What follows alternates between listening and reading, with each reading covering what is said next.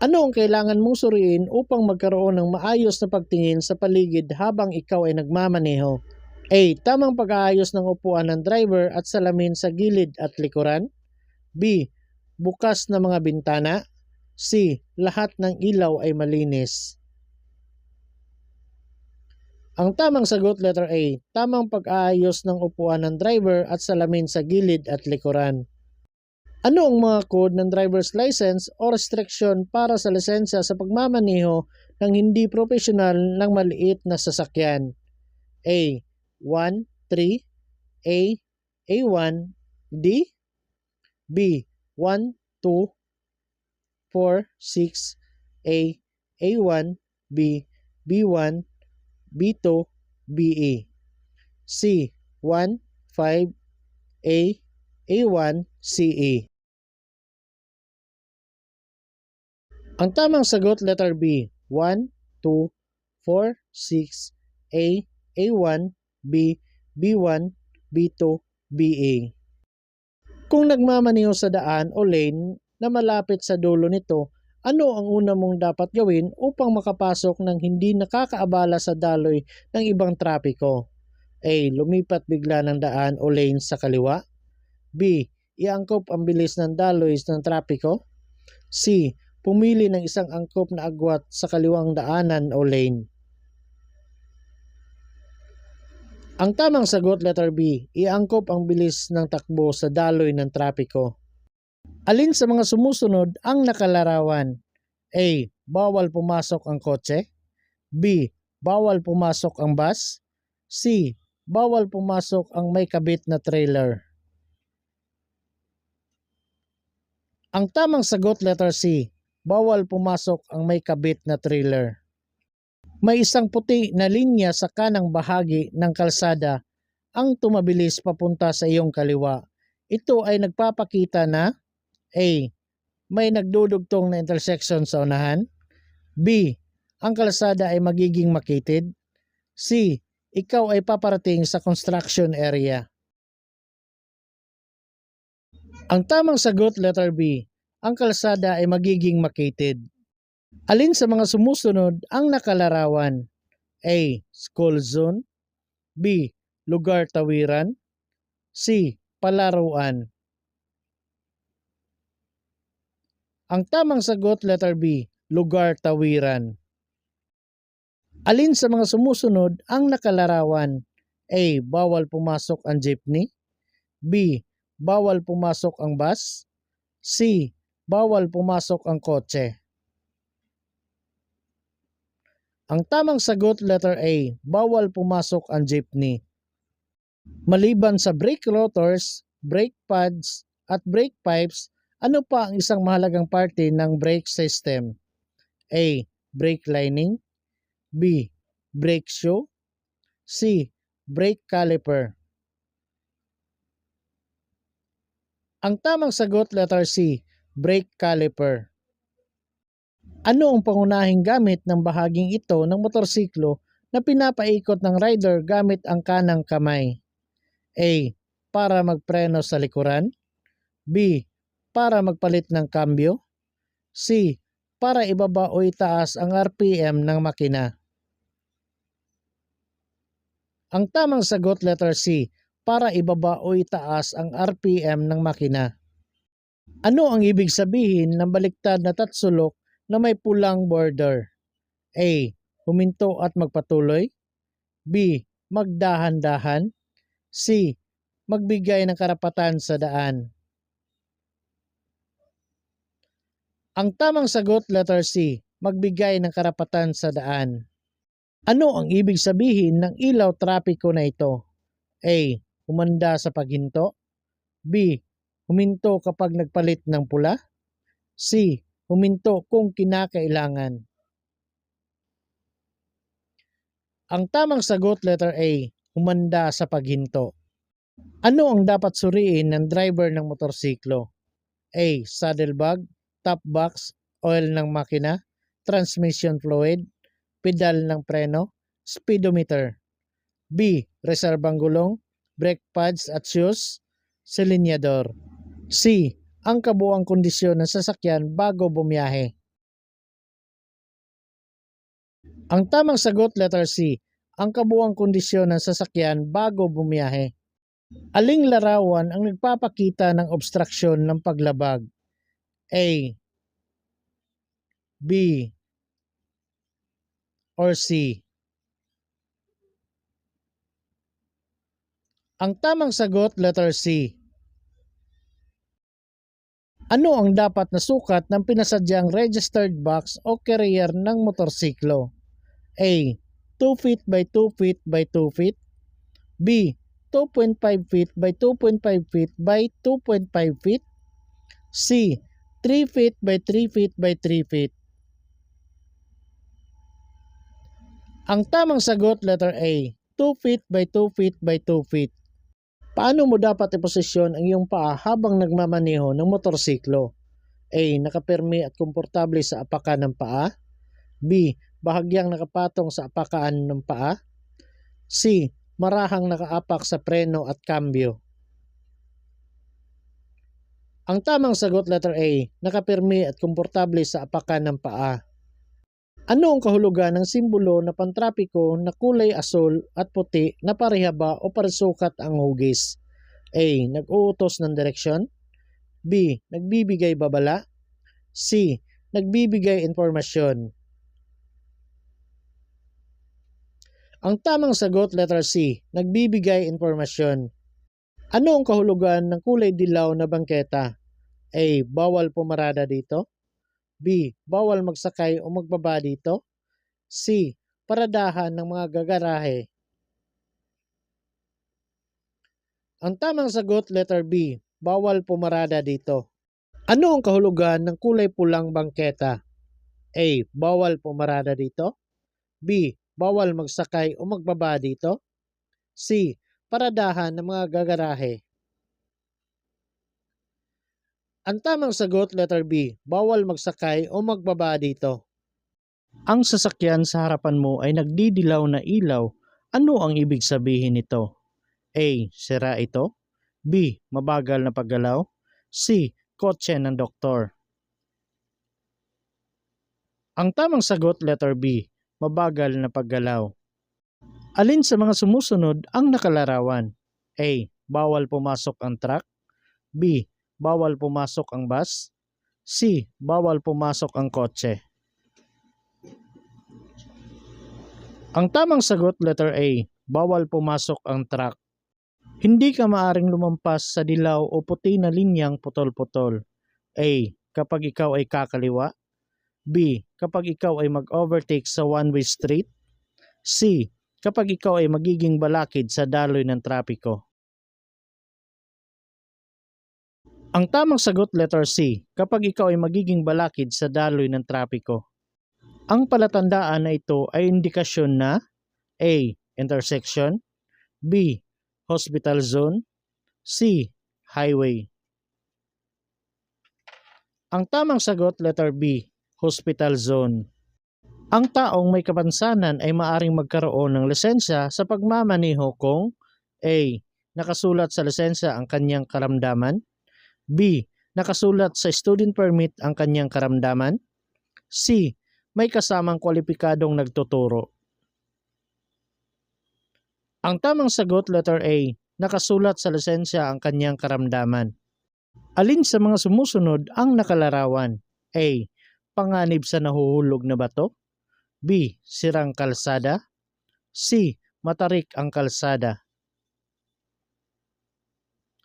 Ang tamang sagot, letter A, panganib sa nahuhulog na bato. Hindi ka dapat gumagamit ng mobile phone habang nagmamaneho ng motorsiklo dahil A, mahina ang sagap ng mobile phone kung bukas ang makina ng motorsiklo. B, maapektuhan nito ang electronic system ng iyong sasakyan. C, ito ay pinagbabawal ng batas at nakakasagabal ito sa iyong atensyon habang nagmamaneho.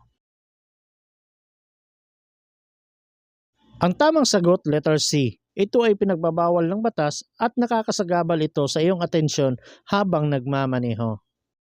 Kapag kailangan mo ng salamin sa mata para makakita ng maayos, kailan mo dapat ito isuot? A, sa pangit na panahon. B, sa mabigat na daloy ng trapiko. C, kapag nagmamaneho.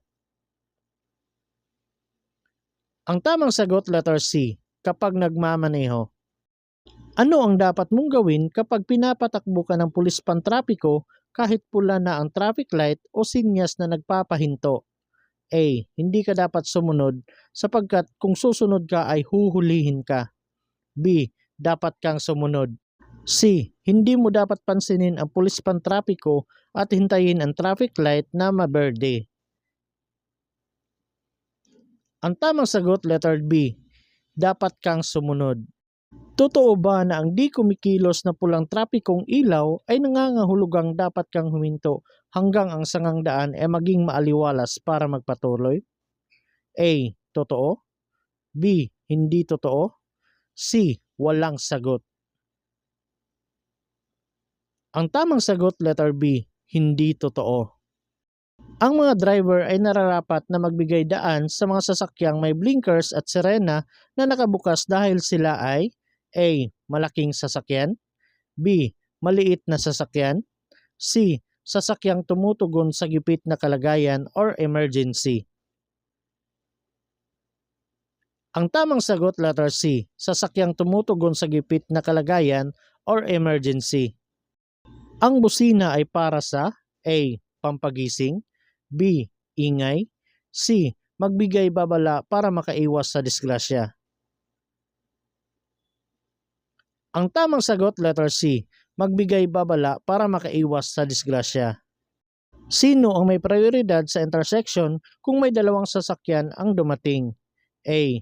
Ang sasakyang nasa kaliwa ang prioridad. B.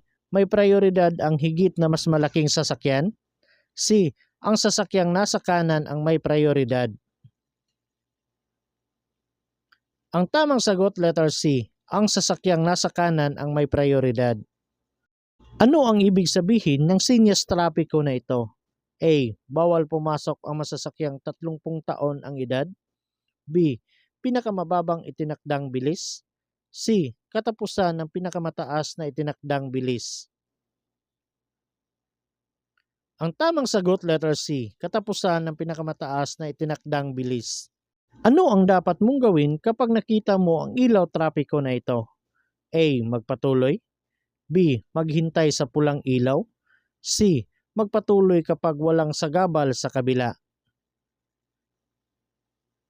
Ang tamang sagot letter A. Magpatuloy. Ano ang ibig sabihin ng dilaw na ilaw pantrapiko na kumukurap-kurap? A.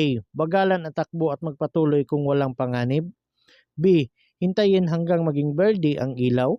C. Huminto at hintayin ang pulang ilaw.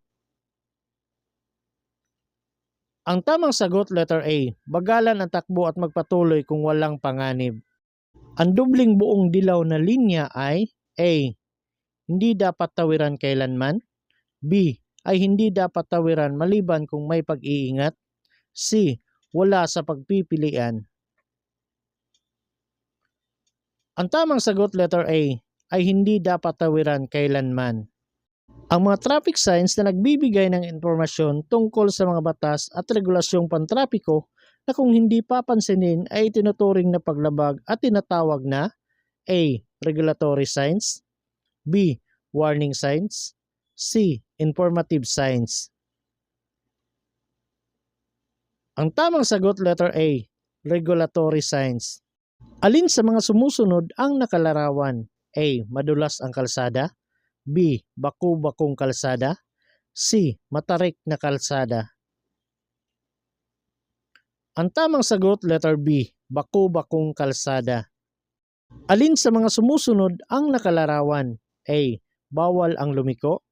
B. Isang direksyon lamang. C. Bawal pumasok ang lahat ng klase ng sasakyan. Ang tamang sagot letter C. Bawal pumasok ang lahat ng klase ng sasakyan.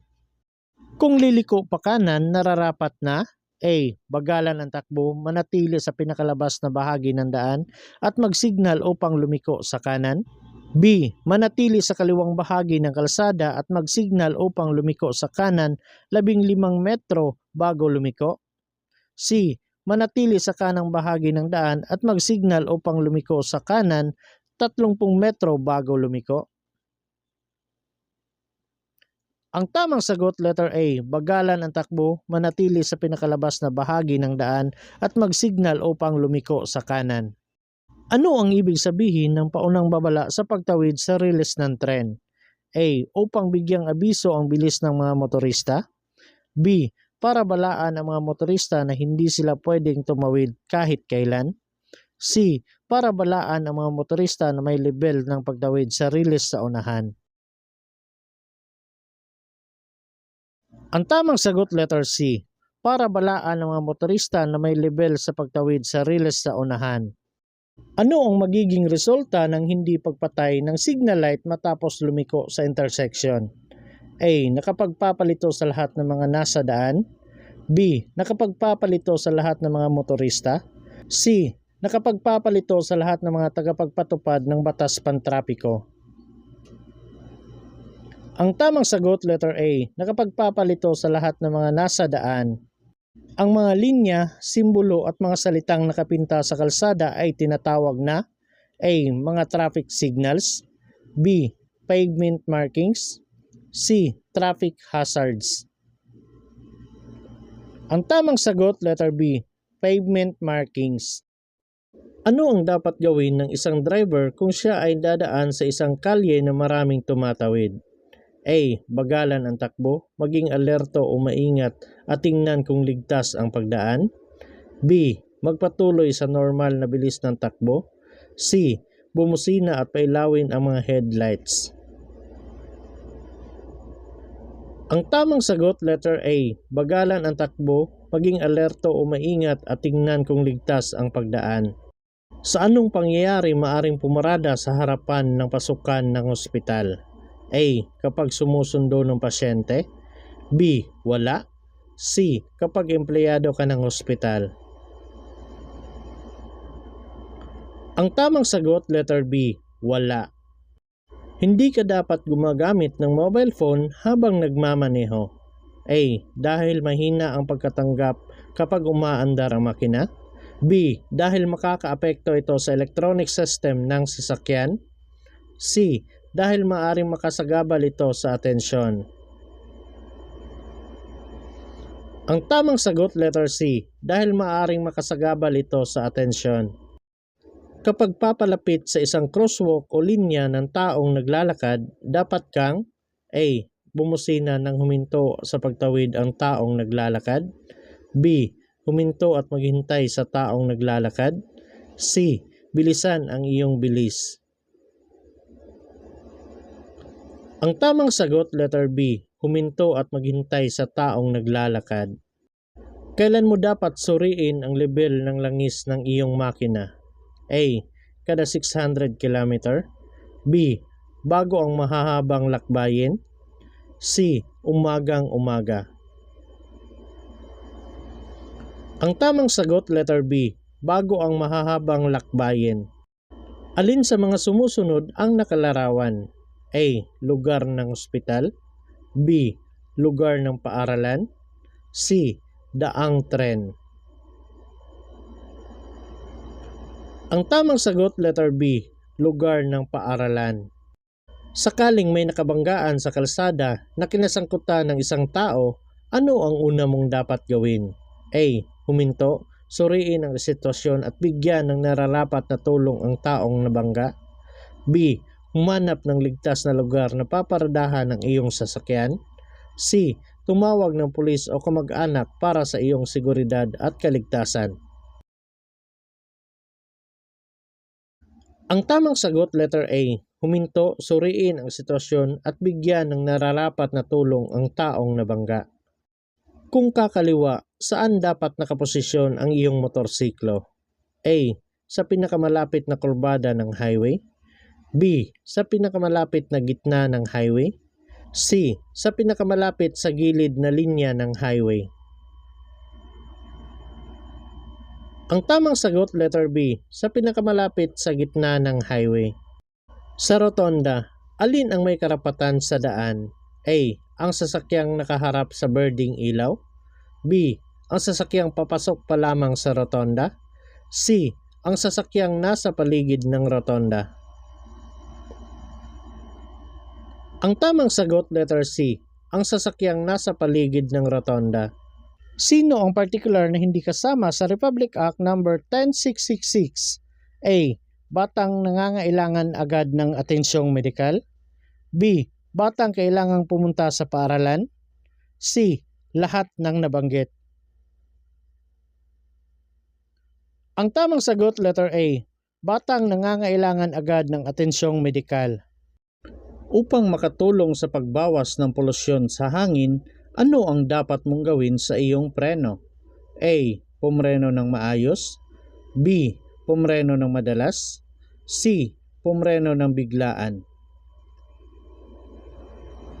Ang tamang sagot, letter A. Pumreno ng maayos.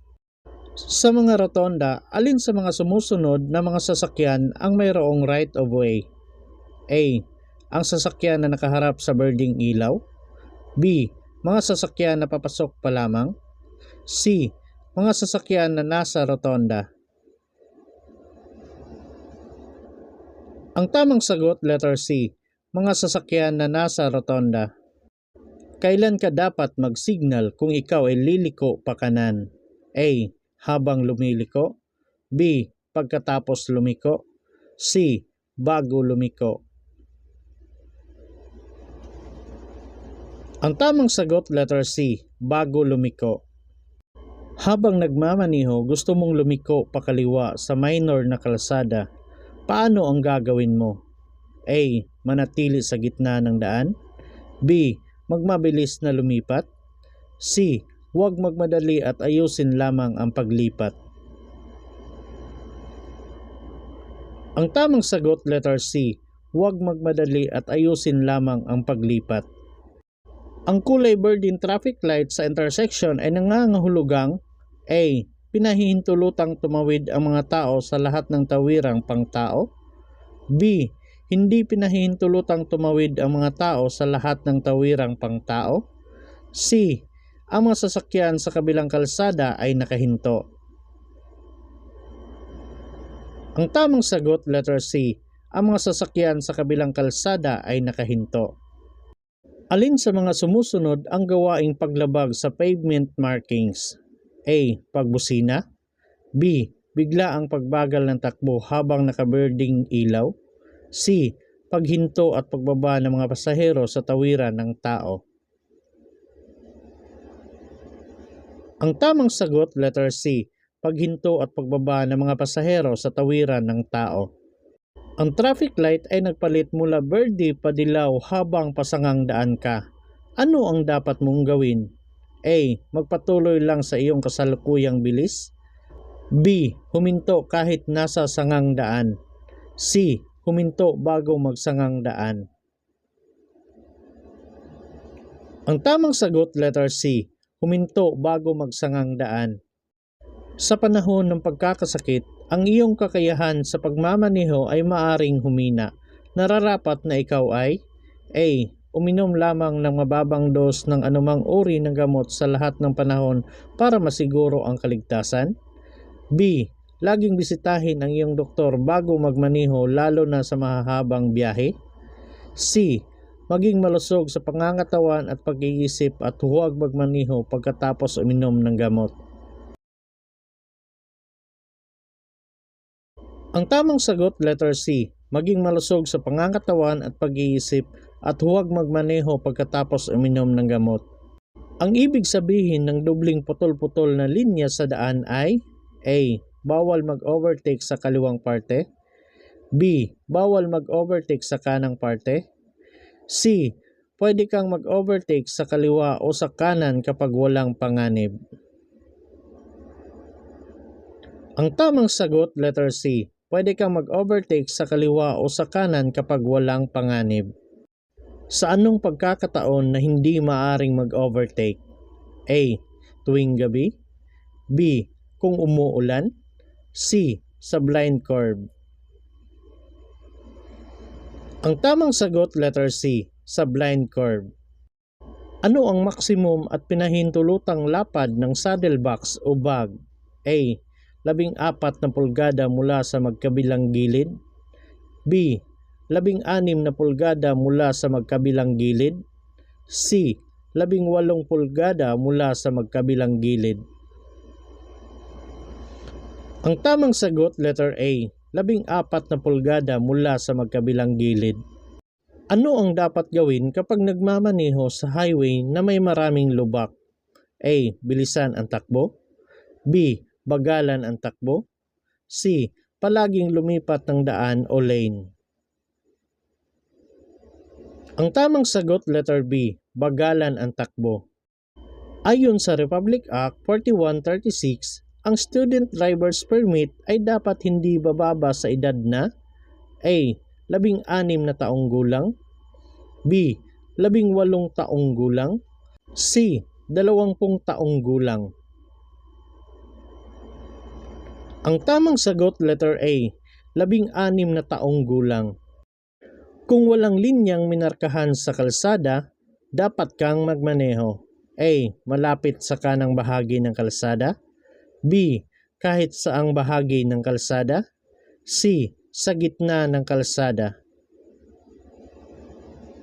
Ang tamang sagot, letter A, malapit sa kanang bahagi ng kalsada. Ang mga signal sa pagliko ay dapat gamitin A. Bago umalis sa intersection. B. Habang patungo sa intersection. C. Bago lumiko sa intersection. Ang tamang sagot, letter C, bago lumiko sa intersection. Ang pagmamaneho ng higit na mabilis sa itinakdang bilis ay A. Pinapayagan lamang kung mag-o-overtake sa isa pang sasakyan. B. Pinapayagan lamang kung ang ibang sasakyan ay nagpapatakbo ng higit na mabilis sa itinakdang bilis. C. Ito ay pinagbabawal ng batas maliban na lamang kung may emergency. Ang tamang sagot, letter C, ito ay pinagbabawal ng batas maliban na lamang kung may emergency. Alin sa mga sumusunod ang nakalarawan? A. Matarik ang paakyat na direksyon ng kalsada. B. Matarik ang kalsada. C. Matarik ang pababang direksyon ng kalsada. Ang tamang sagot, letter C, matarik ang pababang direksyon ng kalsada. Bakit hindi ligtas na sumakay sa tabi ng kotse? A. Dahil sa blind spot. B. Ang paa ng driver ay maaring magpanik. C. Baka madulas ka kapag biglang nagpreno ang sasakyan. Ang tamang sagot, letter C, baka madulas ka kapag biglang nagpreno ang sasakyan. Ano ang dapat mong gawin kung may dalawang pasahero na nais sumakay sa iyong motorsiklo? A. Hayaan ngunit magmaneho ng mabuti. B. Huwag hayaan ang dalawang pasahero na sumakay sa iyo. C. Huwag dumaan sa kalye na may maraming tao at sasakyan. Ang tamang sagot, letter B. Huwag hayaan ang dalawang pasahero na sumakay sa iyo. Ano ang hindi minumungkahing gawin kung ikaw ay mag-U-turn? A. Pagtingin sa lilikuan bago lumiko. B. Pananatili sa kaliwang bahagi ng pinakaloob na lane. C. Pagpreno ng gulong sa harapan. Ang tamang sagot, letter C, pagpreno ng gulong sa harapan. Ang mga sumusunod ay katangian ng isang driver na makakatulong na maiwasan ang road rage maliban sa A. Pagiging mahinahon sa daan. B. Pag-iwas sa pagbuwelta sa kalsada. C. Pagiging bastos sa ibang motorista. Ang tamang sagot, letter C, pagiging bastos sa ibang motorista. May kotse sa unahan mo at gusto mong mag-overtake pero hindi ka sigurado kung ligtas ito. Dapat kang A. Huwag mag-overtake kung may pagdududa. B. Sumunod sa iba na nag-overtake na sasakyan. C. Magmabilis subalit pailawin ang ilaw sa paparating na trapiko. Ang tamang sagot, letter A, huwag mag-overtake kung may pagdududa. Ano ang ibig sabihin ng pavement marking na ito? A. Bawal mag-overtake. B. Bawal huminto. C. Gilid ng kalsada. Ang tamang sagot, letter C, gilid ng kalsada. Maaari mo bang gamitin ang iyong telepono habang nagmamaneho ng motorsiklo? A. Oo, para tawagan ang mga pasahero. B. Hindi. Ito ay pinagbabawal ng batas. C. Depende sa kalye. Ang paggamit nito sa pangunahing daan ay illegal. Ang tamang sagot, letter B. Hindi. Ito ay pinagbabawal ng batas.